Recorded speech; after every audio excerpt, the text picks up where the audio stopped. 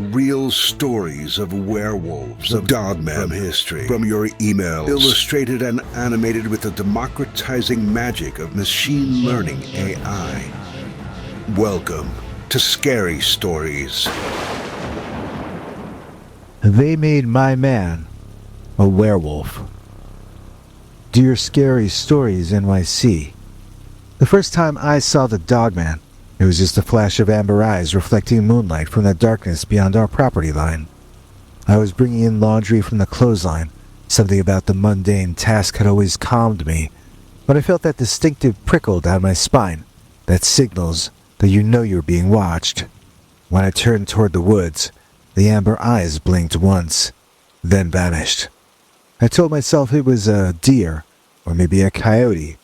Northern Wisconsin has plenty of wildlife, and our remote property is backed up against miles of dense forest. But deep down I knew better. Deer eyes don't hover 6 feet off the ground. Coyotes don't stand motionless, observing humans with such deliberate intensity. 3 nights later I saw him again, this time silhouetted against the night sky as the full moon rose behind him. Standing at the forest's edge was a figure that defied explanation. Massive shoulders covered in dark fur, a distinctly canine head atop an upright humanoid form. His proportions were both familiar and alien, powerful legs ending in paws, yet standing fully erect like a man. When he moved, it was with a strange fluid grace that seemed impossible for something that big. I should have been terrified. Any rational person would have been. But as he stood there watching our house, watching me, I felt an inexplicable sense of recognition stir within me. The third time, I caught him circling the property, moving between shadows with surprised stealth for his build. He appeared to be patrolling the perimeter. His eyes gleamed with intelligence, not the mindless stare of a predator, but something contemplative, almost sorrowful. In the amber glow of our porch light, I could make out more details. His fur was a rich dark brown, thickest around his powerful shoulders and tapering along his torso. His muzzle was long but proportioned to his face, giving him an almost regal profile against the night. By the 5th sighting, I found myself searching for him each evening. There was something oddly comforting about his presence, despite the impossibility of it.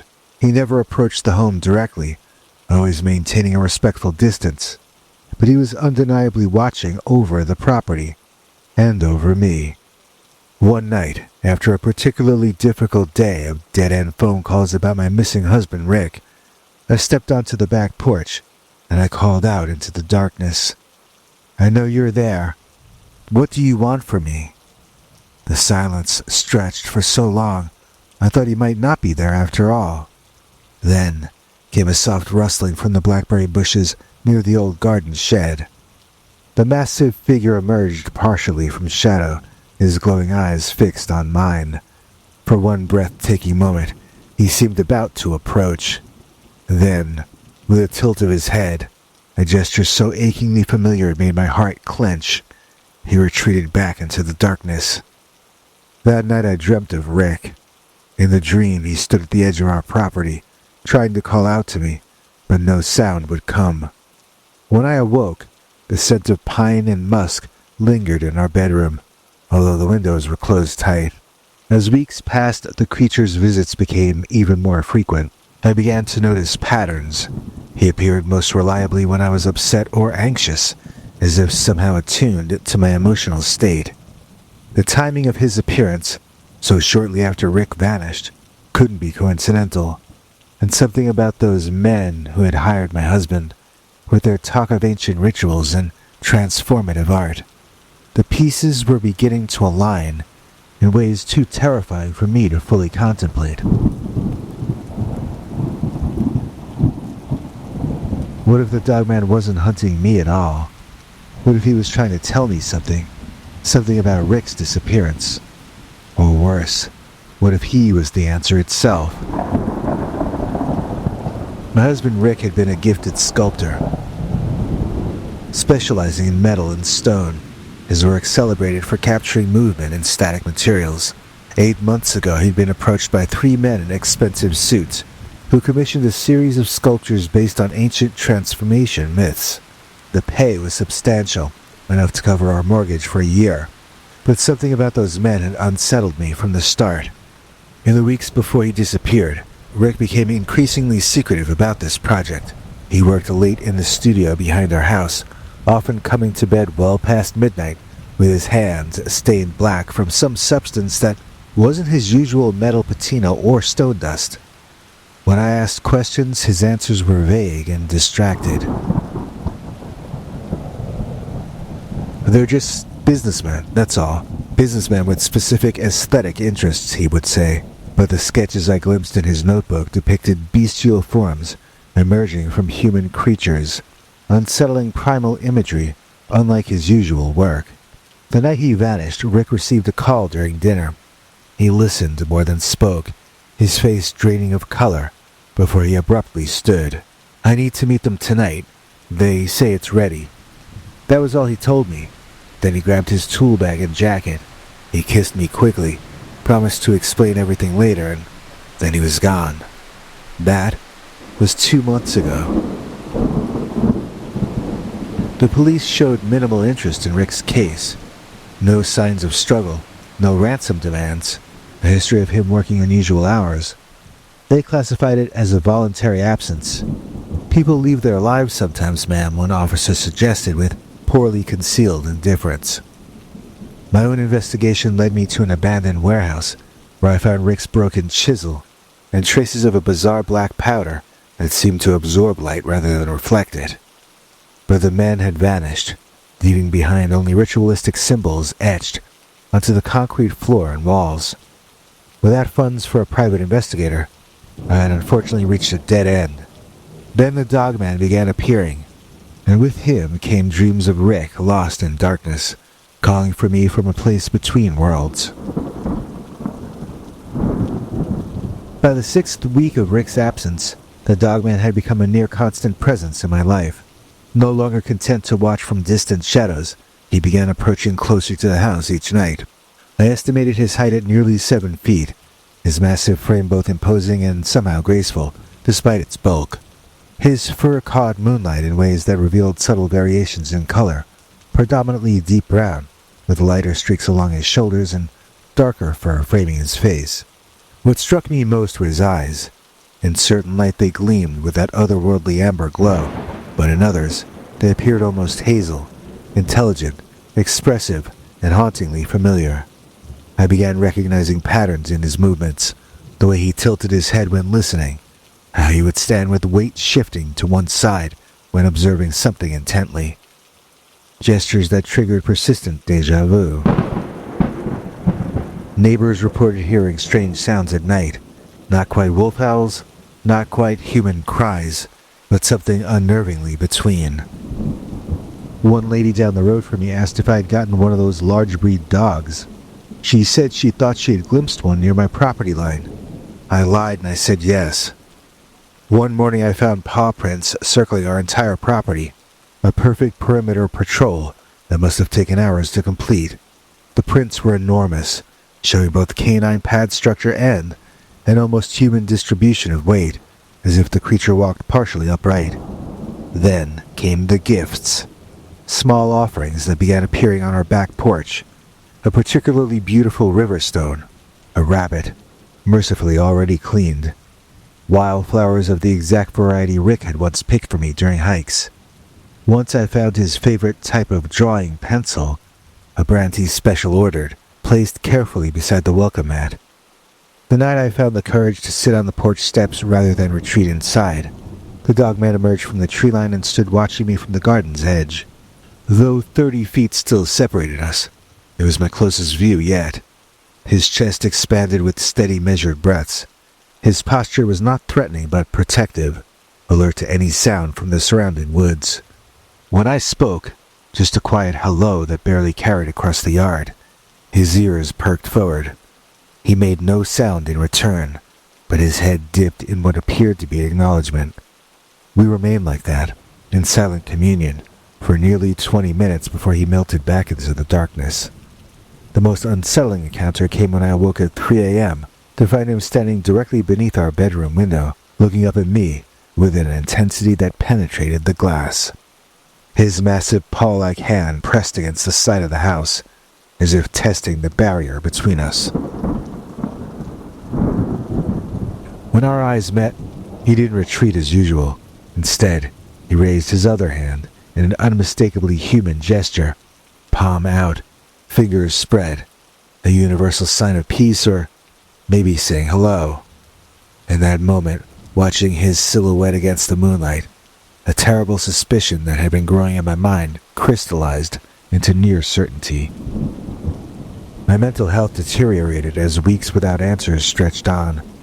Panic attacks became frequent, leading my doctor to prescribe anxiety medication with strict instructions to maintain a consistent dosing schedule. The pills helped dull the edges of my fear, although nothing could fully quiet the questions consuming me. In desperate need of clarity, I turned to meditation, something Rick had practiced religiously. I hiked to his favorite clearing about a quarter-mile into the woods behind our property. The small, natural circle of pines had always felt sacred to him, and I hoped sitting there might provide some connection or insight. For about an hour I attempted to quiet my mind, focusing on my breath, as Rick had taught me, but the entire time I couldn't shake the feeling of being watched. Although I saw nothing when opening my eyes to scan the surrounding trees, I sensed a presence, neither threatening nor intrusive, simply there. As afternoon light began fading, I suddenly remembered my medication schedule. The doctor had been emphatic about maintaining regular timing. A missed dose could trigger severe rebound anxiety. I quickly gathered my things and hurried home, my path dimming as twilight settled over the forest. Inside, I searched the kitchen counter where I normally kept my pills, then the bathroom cabinet, then my purse. Growing increasingly frantic, I eventually remembered placing the bottle in my jacket pocket before heading to the woods. But when I checked, the pocket was empty.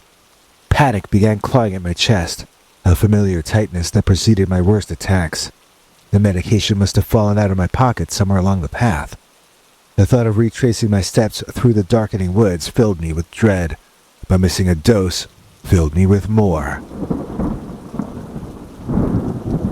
Already I could feel my heart rate accelerating, my breathing becoming shallow.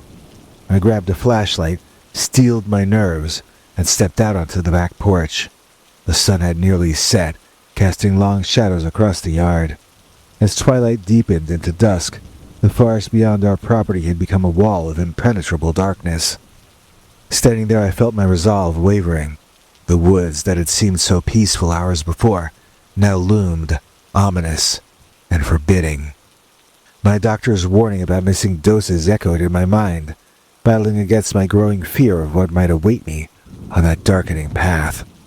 Taking a deep breath, I switched on the flashlight, and I took one step off the porch. I froze in place, the beam of my flashlight catching on something massive standing directly before me.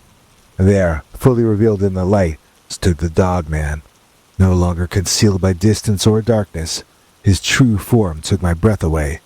He towered above me, at least 7 feet, his powerful frame covered in thick brown fur that rippled slightly in the evening breeze. His broad shoulders tapered to a narrow waist, his limbs proportioned like a man's yet ending in massive paw-like hands and feet. His face was a perfect blend of wolf and human, a long muzzle with a black nose, pointed ears that stood alert atop his head, yet with expressions that moved across his features with undeniably human complexity. And the eyes, those eyes now visible without the distance or the darkness, glowed with a warm amber hue that reflected my flashlight beam. But beyond that supernatural glow, the shape and set of them struck me with devastating familiarity. We stood mere feet apart, neither of us moving. I should have been terrified, should have already run back into the house, but instead, I remained rooted to the spot, my heart racing not from fear, but from a wild, impossible hope beginning to form. The creature moved with deliberate slowness, his massive form stepping into the pool of light cast by our porch lamp. Under the golden illumination, I could see every detail of him, the variations in his fur color, the powerful muscles moving beneath it, the careful way he held himself as if conscious of his own strength. And then, with infinite gentleness, he extended one massive paw-like hand toward me.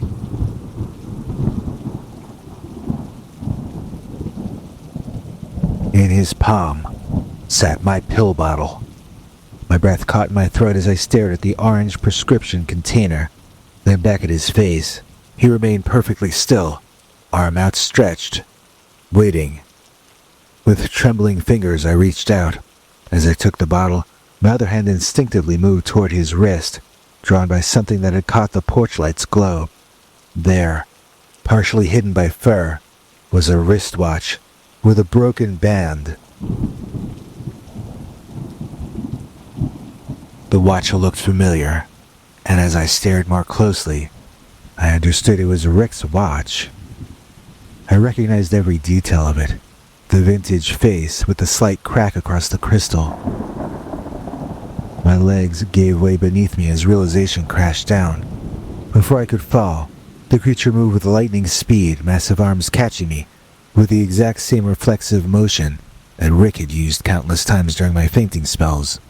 One arm behind my shoulders, the other bracing my waist. As he held me steady, I caught his scent. Beneath the earthy musk of animal was the unmistakable trace of sandalwood soap that Rick always used to use. Looking up into those glowing eyes, I saw familiar flecks of green and gold, in patterns I had gazed into every day for years. "Is that you in there?" The creature made a soft whining sound, pressing his forehead gently against my shoulder, an echo of Rick's habitual gesture when overwhelmed with emotion.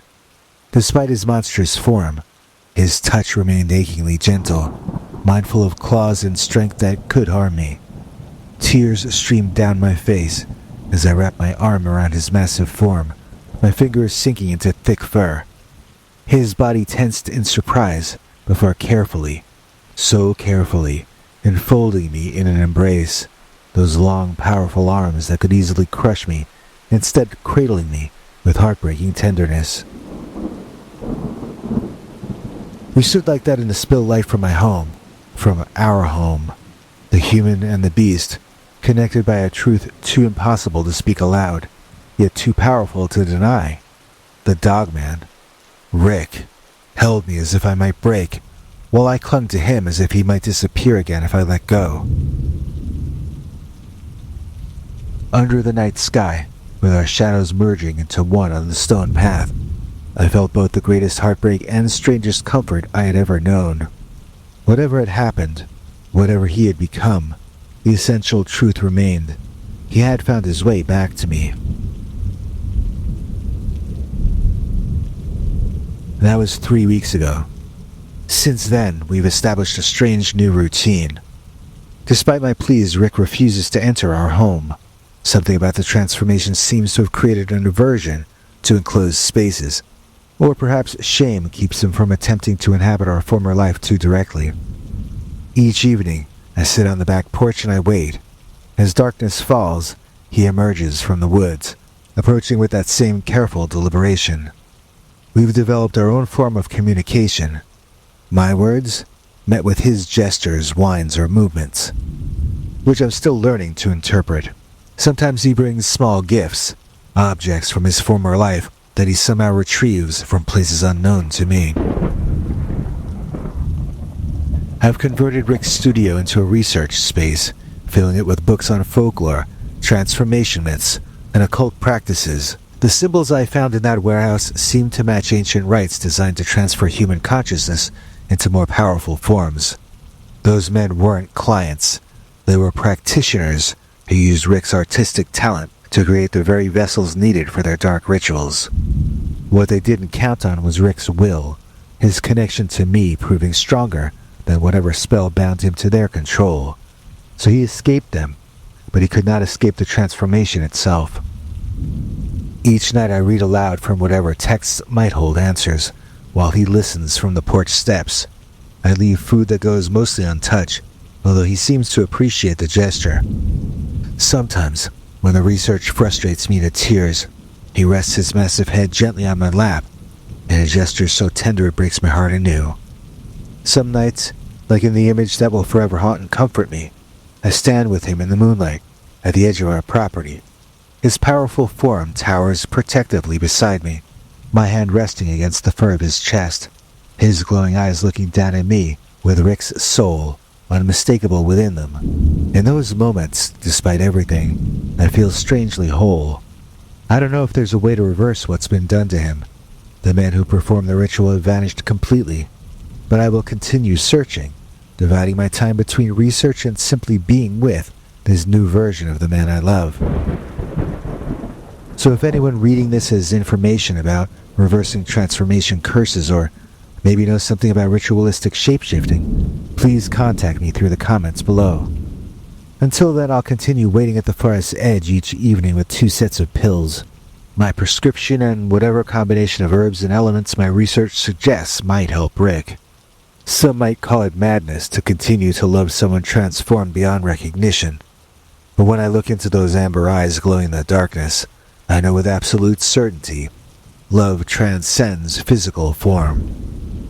Whatever happens, whether I find a way to bring Rick back to his human shape, or whether I end up following him into the woods forever, we remain connected across the impossible divide. After all, some bonds cannot be broken, even by the darkest magic.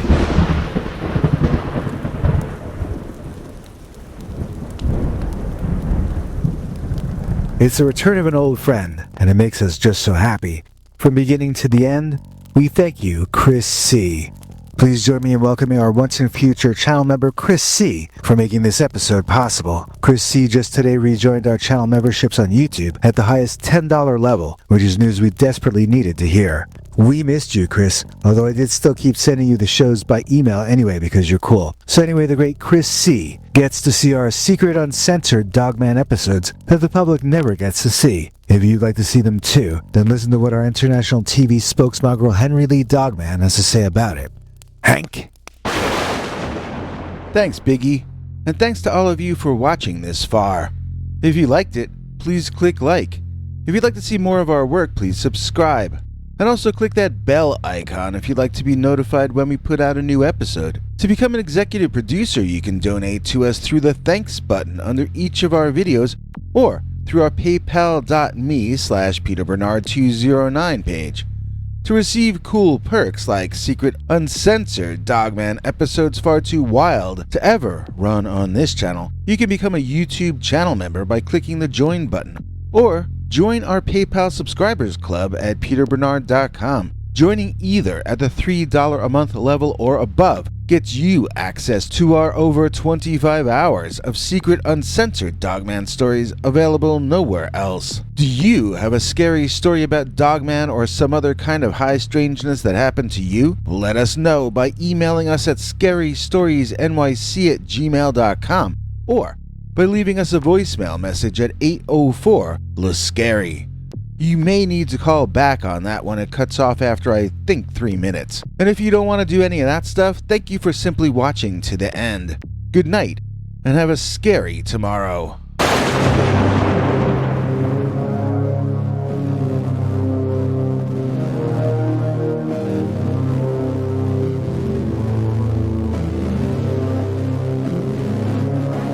Come back for more scary stories.